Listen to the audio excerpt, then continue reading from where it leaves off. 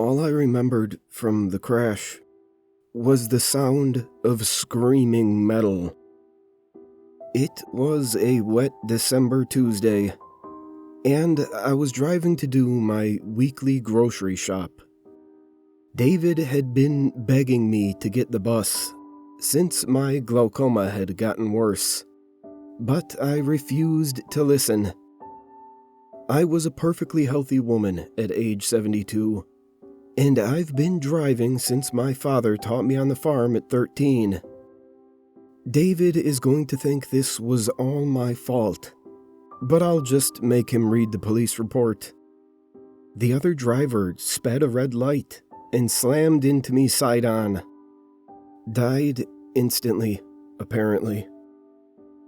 My car spun out onto the curb and wrapped itself around a street lamp. The whole ordeal lasted less than 5 seconds.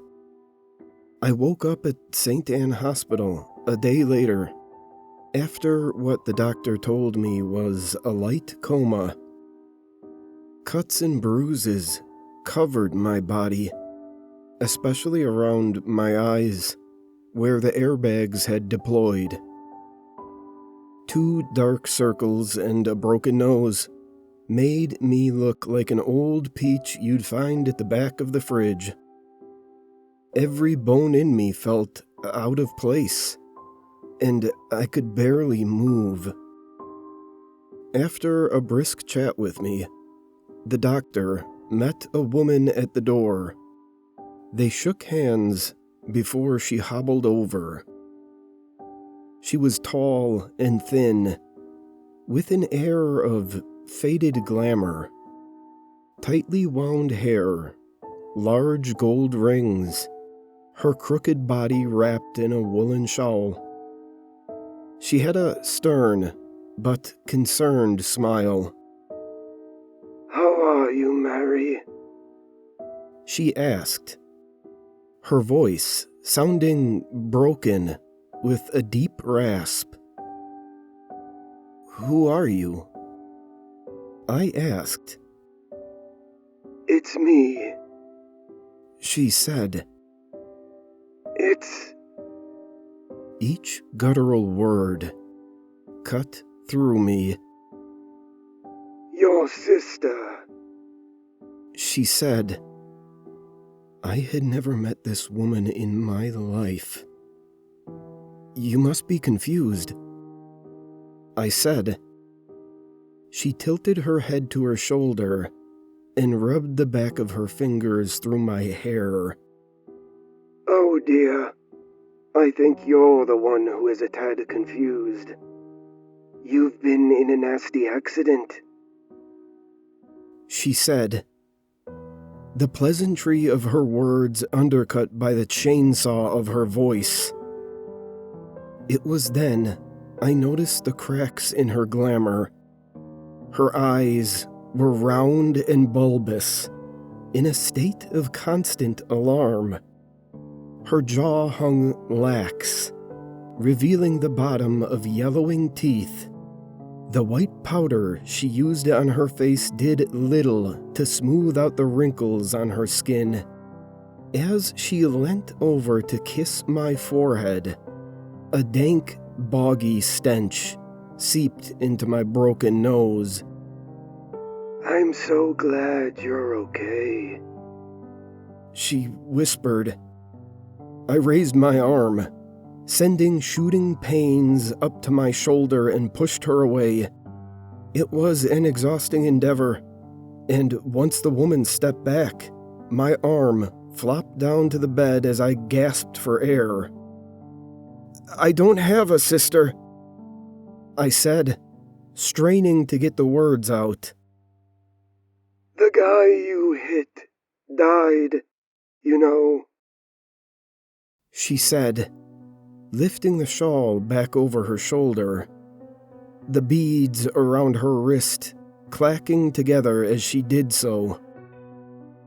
"I want to talk to my son," I said. David would be able to sort this mess out. He was logical, like his father. May he rest in peace. David lived in Europe, doing something with the internet. I didn't understand any of it, but it gave my 2 granddaughters a life I could have only dreamed of. We didn't see eye to eye too often. I was too emotional, too reckless for David's tastes. Again, much like his father. But I needed his sensibilities now. David's arriving tomorrow, flying back from Zurich just for you, said the crooked woman. I don't want you here. I barked. I don't know you. The crooked woman pursed her lips and wandered over to the side table. She grabbed a plastic cup and filled it with water. You're acting like the princess of Apple Tree Castle, she said. How did she know about Apple Tree Castle? That was the nickname I gave to the treehouse my father built for me on my 8th birthday. It was my safe space, away from the arguments, the graft and the drama of a working farm. He'd even painted the inside of it an off pink and allowed me to decorate it with the old pillows and blankets from the living room. I'd spent many summer evenings listening to the gentle rustling of the trees. That was, until one of my school friends, a girl I can no longer remember, fell from it and seriously hurt herself. The girl's parents were furious and demanded that the treehouse be taken down. I had to watch as my dad dismantled my childhood with each chop of his axe. Now, the woman in my hospital room was telling me that the little girl who left a bloody stain in the mud wasn't some faded memory of a friend. It was my sister. It was her. She pointed to her slack jaw, wobbling her chin with her finger. Broke in 3 places, she said. I held my eyes shut. I felt disoriented, and my stomach was doing circuits as if it was still spinning in the crash. I've never had a sister. I have decades of memories to prove it. But how could she have known about my secret haven? Something I haven't even spoken about since I was a child. I need to eat, I said, opening my eyes. The woman was standing over me, a small teaspoon in hand, and a confused look on her face. In her other hand was an empty yogurt pot. You've just eaten, dear, she said. I looked down at the tray in front of me.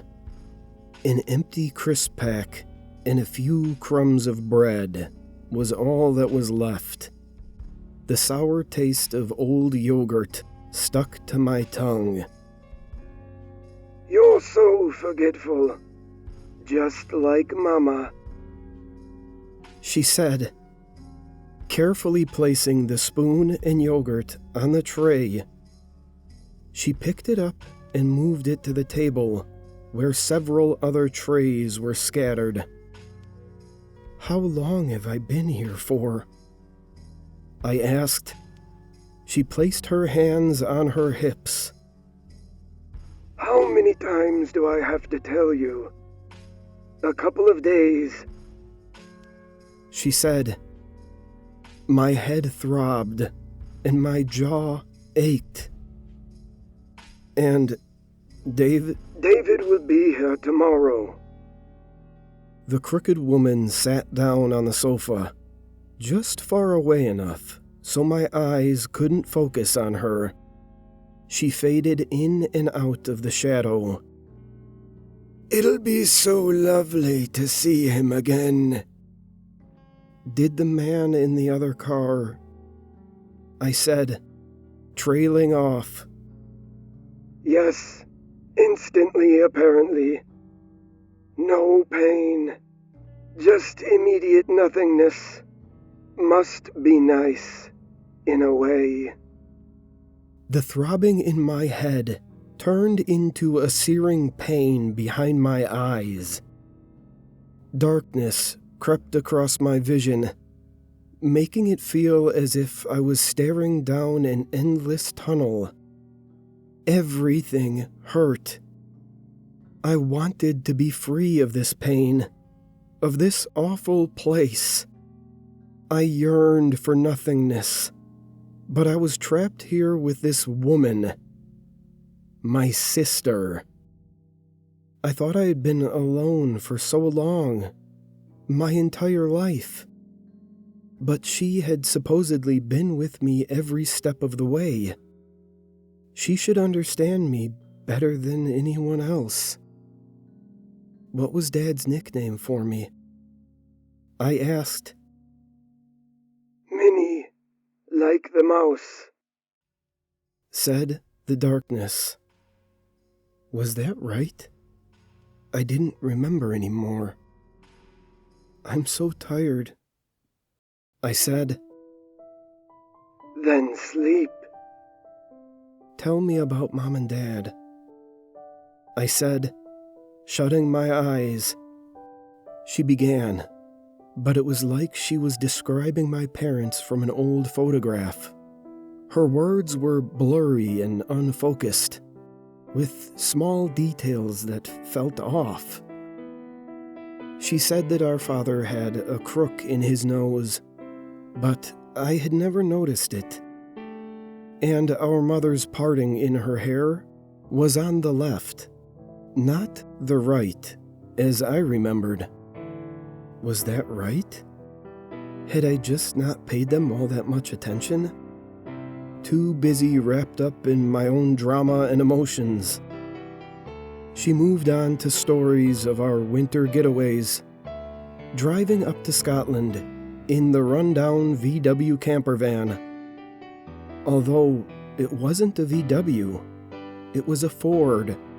I remember the little blue logo on the bumper. We went to our favorite campsite in Edinburgh, but I've never been to Edinburgh. Dad used to say it was too expensive, so we'd drive further to Glasgow. Our dog Remy, or was it Timbo, loved to sit with us in the back seat. These stories were almost true, so close that I wish they had been, that I had a sister, that this whole mess made sense. All I remember from the crash is the sound of screaming metal. I woke up in complete nothingness. Is this what the other driver felt as his face passed through the steering wheel? But the dull green light of the fire alarm brought me back to my hospital room. Dark shapes began to appear as my eyes slowly got used to the dark. The stories had stopped, but they'd been replaced by something more sinister.